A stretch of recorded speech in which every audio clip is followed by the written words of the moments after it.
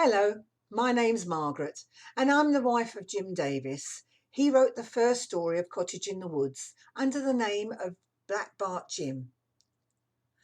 Now he's written several stories, but mainly for children under 10. This is the first one that we thought would be more suitable for a teenager rather than an under 10-year-old. And I'm not going to tell you anything about it because I don't want to spoil it for you. And I do hope you read it, both of them.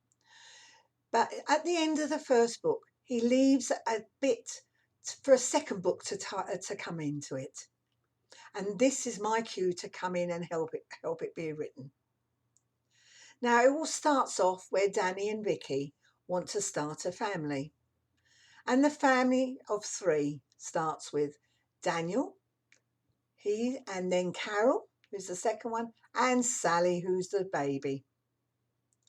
Now, I'm telling you about how they grew up in a small village, what they achieved, and all the things they did, and doing the chores on the farm, feeding the animals, having to milk the cows, and to go to school and learn.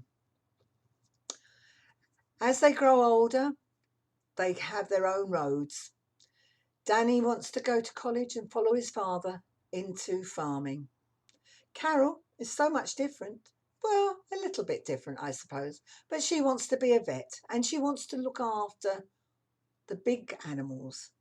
But you have to have all of them, big and small. And then there's Sally. Now, Sally has a creative side to her, especially as an artist. And she decides that's where she's going to go to do. But let's start off. Danny, now he goes off to university. And he goes to the agricultural university to learn things, all the new things that he needs to do. But as his mum and dad have to take him to the university campus, and his room is right at the top of the house, and they have to carry everything up. And then he's settled.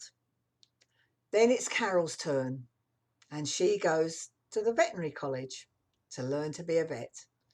Well, they have to take her as well. But I won't tell you, I'll leave that to you in the story.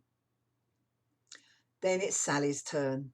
And Sally goes to art college and to become an artist. Now let me step back a bit when they were small and what the chores they had to do. And one of them is part of what I had to do many, many years ago. Feeding the chickens and looking after the chooks and bringing them in at night and putting them in the little oven at the side of the fire to keep them warm. They never got hurt. It was just a place the oven door was open. It was just a place when it was a very cold night to bring the little chooks in and put them in a box and let them sleep in the open oven just to keep them warm. And then they'd go out in the garden again with mum and dad. And that was a true story. That was part of my life. So as we go on, the children now have decided what they want to do for their future. And all the heartaches and everything all happen when you go to, even when you go to school, when you can't learn something.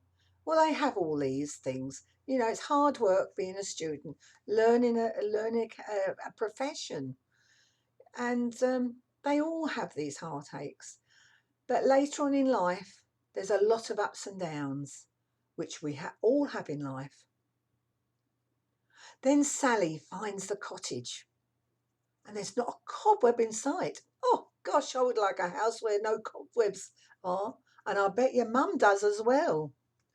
You know, and they all come home eventually, and they all work from the village.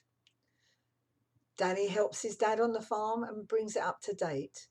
Carol, she's got her veterinary surgeon in the village, and she loves it. And Sally, well, she uses the barn for her paintings, and they're doing very well. But I'm not going to tell you any more about the next book. But I do hope you read Cottage in the Woods, The Final Visit. because that will be the final visit, and I hope you enjoy it. Goodbye from me, and don't forget, Cottage in the Woods, the final visit. Goodbye.